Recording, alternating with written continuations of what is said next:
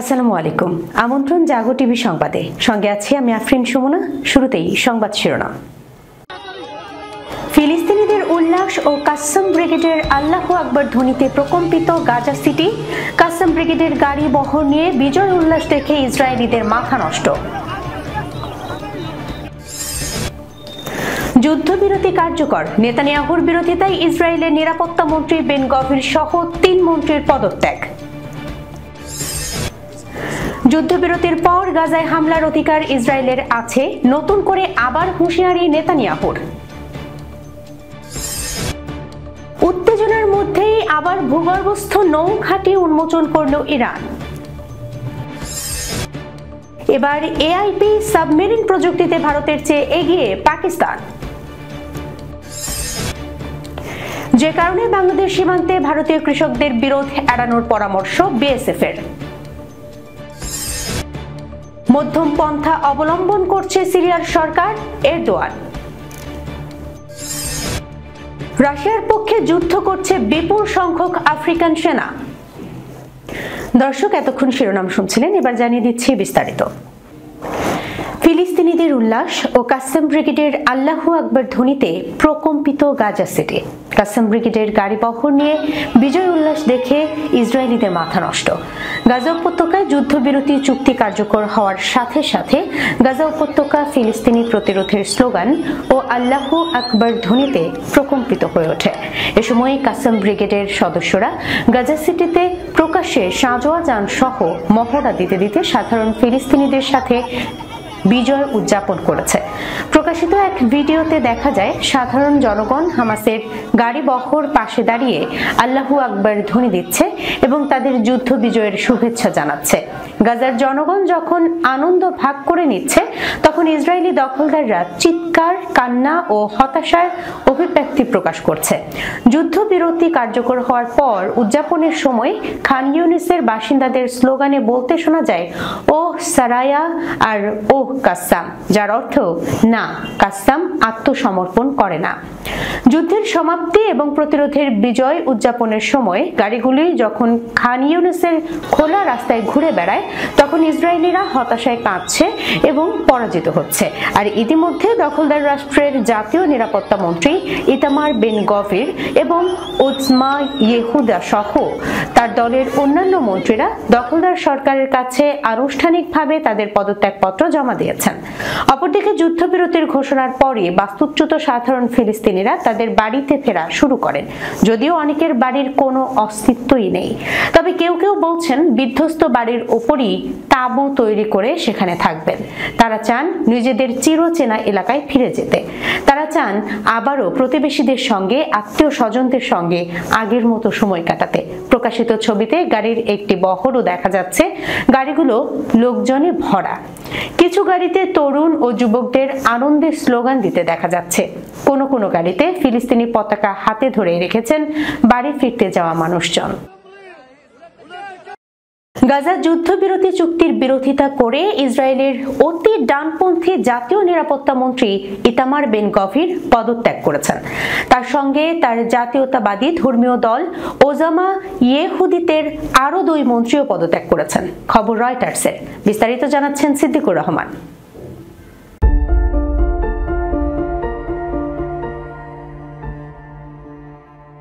রবিবার গাজায় যুদ্ধবিরতি কার্যকর হওয়ার দিনই এমন খবর এলো। প্রতিবেদনে বলা হয়েছে, ওজমা ইয়েহুদি বা ইহুদি শক্তি পার্টি এখন থেকে আর ক্ষমতাসীন জোটের অংশ থাকবে না। তবে দলটি বলছে তারা নেতানিয়াহু সরকারের পতন ঘটানোর চেষ্টা করবে না। যুদ্ধবিরতি ঘোষণার আগের সপ্তাহে বেন গভির পদত্যাগের হুমকি দিয়েছিলেন এবং তিনি এটিকে একটি বেপরোয়া চুক্তি বলে অভিহিত করেন। সেই সঙ্গে তিনি অন্যান্য কট্টরপন্থী সেটলারপন্থী পক্ষগুলোকেও এই পদক্ষেপ অনুসরণ করার আহ্বান জানান। এদিকে অবশেষে রবিবার স্থানীয় সময় বেলা 11:15 থেকে এই যুদ্ধবিরতি কার্যকর হয়। ইসরায়েলের প্রধানমন্ত্রীর কার্যালয় এক বিবৃতিতে এই ঘোষণা দেয়। এর মধ্য দিয়ে ফিলিস্তিনের গাজা উপত্যকায় দীর্ঘ 15 মাসের রক্তক্ষয়ী যুদ্ধের অবসান হতে যাচ্ছে। স্থানীয় সময় রবিবার সকাল 8:30টায় যুদ্ধবিরতি কার্যকর হওয়ার কথা থাকলেও সে সময় ইসরায়েল বেঁকে বসে।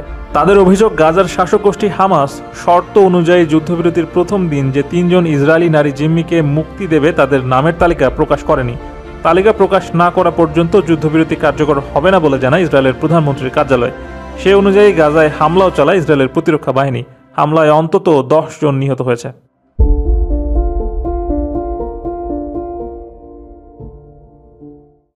যুদ্ধবিরতির পর গাজায় হামলার অধিকার ইসরায়েলের আছে, নতুন করে আবার হুঁশিয়ারি উচ্চারণ করেছেন যুদ্ধবাজ নেতানিয়াহু। ইসরায়েলের প্রধানমন্ত্রী বেনিয়ামিন নেতানিয়াহু বলেছেন, যুদ্ধবিরতি দ্বিতীয় ধাপের আলোচনা ভেস্তে গেলে তার বাহিনী ফের ফিলিস্তিনি স্বাধীনতাকামী সংগঠন হামাসের বিরুদ্ধে লড়াই শুরু করতে প্রস্তুত। যুদ্ধবিরতি শুরুর কয়েক ঘন্টা আগে টেলিভিশনে দেয়া এক ভাষণে তিনি এই হুঁশিয়ারি দেন বলে জানিয়েছে বিবিসি। বিস্তারিত প্রতিবেদনে।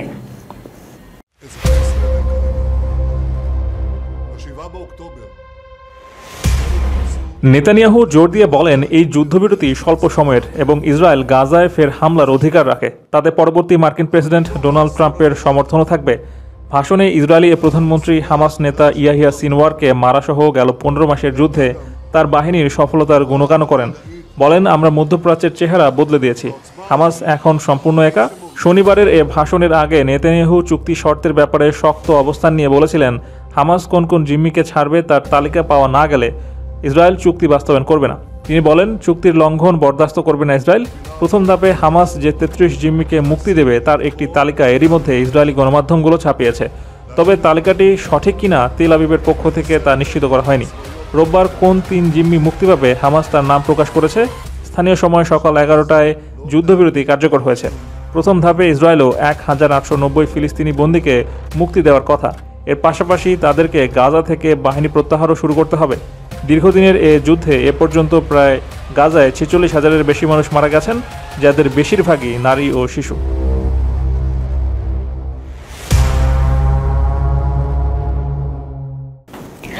ইরানের ইসলামী বিপ্লবী গার্ড বাহিনী বা আইআরজিসি দেশের দক্ষিণ পানিসীমার তীরে নির্মিত একটি নতুন কৌশলগত ভূগর্ভস্থ নৌঘাঁটি উন্মোচন করেছে। এই অস্ত্রাগারে দ্রুত আক্রমণকারী জাহাজ এবং অন্যান্য নৌযানের বিশাল বহর রাখা যাবে। আইআরজিসি ক্রমবর্ধমানভাবে যুদ্ধ প্রস্তুতি বাড়িয়েই চলেছে। এই ভূগর্ভস্থ নৌঘাঁটি উন্মোচন তারই একটি নজির। সিদ্দিকুর রহমানের রিপোর্ট।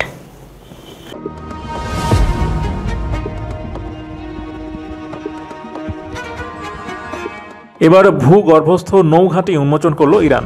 আইআরজিসির প্রধান কমান্ডার মেজর জেনারেল হোসেইন সালামি এবং আইআরজিসি নৌবাহিনীর commander Real admiral Ali Reza Tangsiri গতকাল এই স্থাপনা উন্মোচন করেন।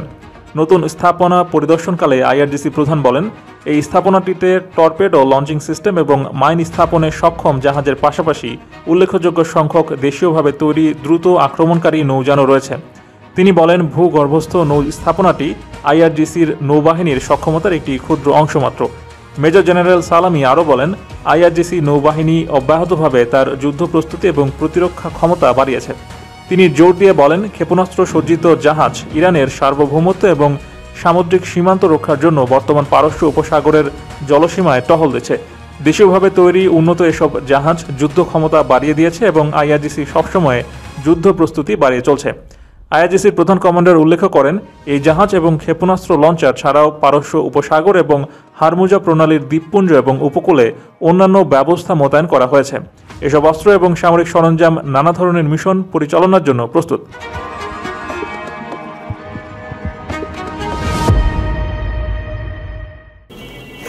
এআইপি সাবমেরিন প্রযুক্তিতে ভারতের চেয়ে এগিয়ে গেল পাকিস্তান। ভৌগোলিক, রাজনৈতিক কিংবা অর্থসামাজিক যে কোনো বিবেচনাতেই দুই চিরপ্রতিদ্বন্দ্বী ভারত পাকিস্তান। দুই প্রতিবেশী রাষ্ট্রের মধ্যে বিরোধ প্রায় লেগেই থাকে। সীমান্তে উত্তেজনাও দেখা যায় প্রায়শই। সরাসরি যুদ্ধে না জড়ালেও দুদেশের মধ্যে স্নায়ু যুদ্ধটা চলমানই থাকে। তাই ভবিষ্যতে অনাকাঙ্ক্ষিত যুদ্ধ বাঁধলে তার জন্য প্রস্তুতিও আছে দুদেশের। সামরিক শক্তিমত্তার ব্যাপারটি নিয়েও তাই আলোচনা হয় বেশ জোরে সোরেই। বিস্তারিত রিপোর্টে।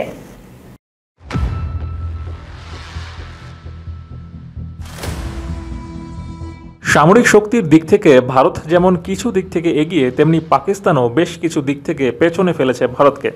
এই যেমন পাকিস্তানের নৌবাহিনী এয়ার ইন্ডিপেন্ডেন্ট প্রপালশন প্রযুক্তির ক্ষেত্রে ভারতের চেয়ে উল্লেখযোগ্য অগ্রগতি অর্জন করেছে, আর ভবিষ্যতেও অগ্রগতি প্রত্যাশিত। দ্য এক্সপ্রেস ট্রিবিউনের প্রতিবেদন অনুসারে পাকিস্তান নৌবাহিনী এআইপি প্রযুক্তি গ্রহণে ভারতীয় নৌবাহিনীকে ছাড়িয়ে গেছে। নতুন করে চীনা নির্মিত হাঙ্গর শ্রেণীর সাবমেরিনগুলি আগামীতে পাকিস্তানের নৌবহরে যোগ দিতে প্রস্তুত বলেও জানা গেছে। ভারতের সাম্প্রতিক ষষ্ঠ সংযোজন সাবমেরিন P-75 স্করপিয়ন প্রকল্প। এটি একটি স্টিলথ ফ্রিগেট এবং গাইডেড শ্রেণীর ডিস্ট্রয়ার প্রযুক্তি হলেও এটি এখনও পাকিস্তানের সক্ষমতার চেয়ে অনেক পেছনে। ভারতের নৌবহরে আধুনিক প্রযুক্তিতে সজ্জিত কোনো সাবমেরিন নেই। অন্যদিকে পাকিস্তান ইতিমধ্যেই 3টি ফরাসি এস্তোগা 90B সাবমেরিন তার বহরে যুক্ত করেছে। অন্যদিকে নতুন করে চীনের তৈরি হাঙর শ্রেণীর সাবমেরিনগুলি আগামী 2026 সালের মধ্যে পাকিস্তানের নৌবাহিনীতে যোগ দেবে বলে আশা করা হচ্ছে। আর সেটি হলে পাকিস্তানের AIP সজ্জিত সাবমেরিনের মোট সংখ্যা হবে 11। আর এই সাবমেরিনগুলি পানির নিচে পাকিস্তানের নৌ সক্ষমতাকে উল্লেখযোগ্য বৃদ্ধি করবে।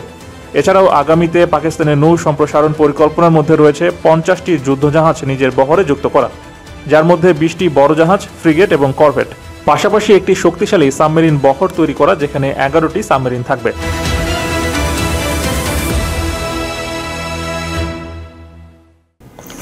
বাংলাদেশ সীমান্তে চলমান উত্তেজনায় ভারতীয় কৃষকদের বিরোধ এড়ানোর পরামর্শ দিয়েছে বর্ডার সিকিউরিটি ফোর্স BSF। রোববার এক প্রতিবেদনে এ খবর দিয়েছে দ্য হিন্দু। গতকাল শনিবার পশ্চিমবঙ্গের মালদা জেলার সুখদেবপুর সীমান্ত চৌকিতে ভারত ও বাংলাদেশের সীমান্তবর্তী এলাকার কৃষকদের মধ্যে সংঘর্ষের ঘটনা ঘটে। প্রতিদিনের মতোই ভারতীয় কৃষকরা সীমান্তের কাছে তাদের ক্ষেতে কাজ করতে গেলে এই সংঘর্ষের সূত্রপাত হয়। বিস্তারিত প্রতিবেদনে।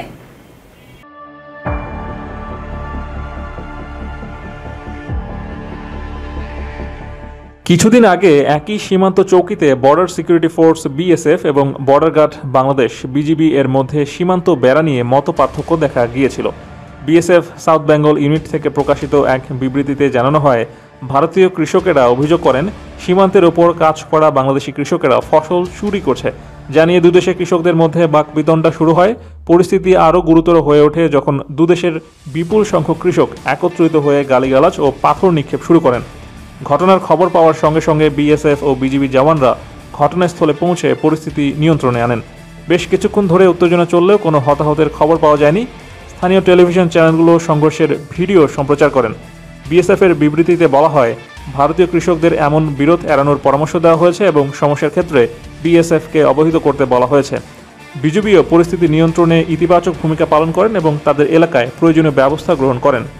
বিবৃতিতে আরও জানানো হয়, সংশ্লিষ্ট এলাকার BSF ও BGB ইউনিট কমান্ড্যান্টরা নিজেদের মধ্যে আরও ভালো সমন্বয় স্থাপনের চেষ্টা করছেন যাতে ভবিষ্যতে এমন ঘটনা এড়ানো যায়। এদিকে বাংলাদেশের সীমান্ত বাসিন্দাদের অভিযোগ, শনিবার দুপুরে সীমান্তের শূন্যরেখার পাশে বাংলাদেশের ভেতরের জমিতে ঘাস কাটতে গিয়েছিলেন দুজন যুবক। এ সময় ফসলি জমি বিনষ্টের অভিযোগ তুলে তাদের মারধর করেন ভারতীয়রা।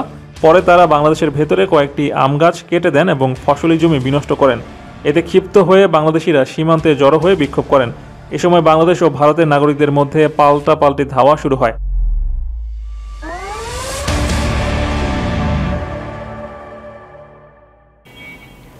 সিরিয়ার নতুন অন্তর্বর্তীকালীন সরকার এমন একটি মধ্যপন্থী দৃষ্টিভঙ্গি প্রদর্শন করেছে যা সমস্ত ধর্মীয়, সাম্প্রদায়িক ও সকল জাতিগোষ্ঠীকে অন্তর্ভুক্ত করেছে।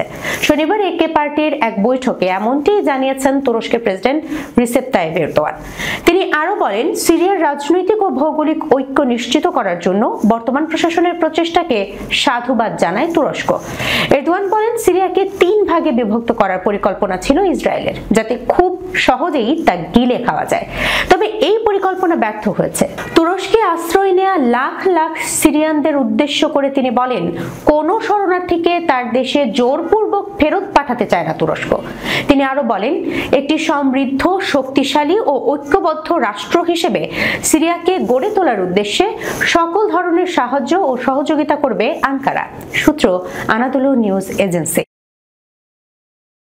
2022 সালের ফেব্রুয়ারিতে ইউক্রেন আক্রমণের পর থেকে বিপুল সংখ্যক আফ্রিকান রাশিয়ান সেনাবাহিনীতে যোগ দিয়েছে। তারা ক্রেমলিনের সাথে চুক্তিবদ্ধ বেসরকারি কোম্পানির মাধ্যমে স্বেচ্ছায় অস্ত্র তুলে নিয়েছে। আফ্রিকার পাশাপাশি রাশিয়ার পক্ষে যোগ দিয়েছে ভারত ও উত্তর কোরিয়ার যোদ্ধারাও। সম্প্রতি ভারতের পররাষ্ট্র মন্ত্রণালয় জানিয়েছে, রাশিয়া সেনাবাহিনীর হয়ে ইউক্রেনের সঙ্গে যুদ্ধ করতে গিয়ে এখনো পর্যন্ত মৃত্যু হয়েছে 12 জন ভারতীয়ের, নিখোঁজ আরও 16 জন। সিউলের গুপ্তচর সংস্থার তথ্য উদ্ধৃত করে দক্ষিণ কোরিয়ার একজন আইন প্রণেতা জানিয়েছেন, রাশিয়ার হয়ে ইউক্রেনের বিরুদ্ধে যুদ্ধে উত্তর কোরিয়ার প্রায় 300 সৈন্য নিহত হয়েছেন, আহত হয়েছেন আরও 2700 সৈন্য। এদিকে যুক্তরাষ্ট্রের নবনির্বাচিত প্রেসিডেন্ট ডোনাল্ড ট্রাম্প ইউক্রেন ও রাশিয়ার মধ্যে চলমান যুদ্ধ বন্ধ করতে তৎপরতা শুরু করেছেন। তিনি বলেছেন, যুদ্ধে অবিলম্বে বিরতি আনতে রাশিয়া ও ইউক্রেনের মধ্যে আলোচনার মাধ্যমে সমঝোতায় পৌঁছানো উচিত। সূত্র RFI। দর্শক, এই ছিল এখনকার মতো জাগো টিভি নিউজে। যাবার আগে সংবাদ শিরোনামগুলো জানিয়ে দিচ্ছি আরো একবার। ফিলিস্তিনিদের উল্লাস ও কাসসাম ব্রিগেডের আল্লাহু আকবার ধ্বনিতে প্রকম্পিত গাজা সিটি। কাসসাম ব্রিগেডের গাড়ি বহর নিয়ে বিজয় উল্লাস দেখে ইসরায়েলিদের মাথা নষ্ট। যুদ্ধবিরতি কার্যকর, নেতানিয়াহুর বিরোধিতায় ইসরায়েলের নিরাপত্তা মন্ত্রী বেন গভির সহ 3 মন্ত্রীর পদত্যাগ। যুদ্ধবিরতির পর গাজায় হামলার অধিকার ইসরায়েলের আছে, নতুন করে আবার হুঁশিয়ারি নেতানিয়াহুর। উত্তেজনার মধ্যেই আবার ভূগর্ভস্থ নৌ ঘাঁটি উন্মোচন করল ইরান। এবার AIP সাবমেরিন প্রযুক্তিতে ভারতের চেয়ে এগিয়ে পাকিস্তান, যে কারণে বাংলাদেশ সীমান্তে ভারতীয় কৃষকদের বিরোধ এড়ানোর পরামর্শ BSF এর। মধ্যম পন্থা অবলম্বন করছে সিরিয়ার সরকার, এরদোয়ান। রাশিয়ার পক্ষে যুদ্ধ করছে বিপুল সংখ্যক আফ্রিকান সেনা। এখনকার মতো এই পর্যন্ত। এতক্ষণ সঙ্গে থাকার জন্য ধন্যবাদ সবাইকে। আল্লাহ হাফেজ।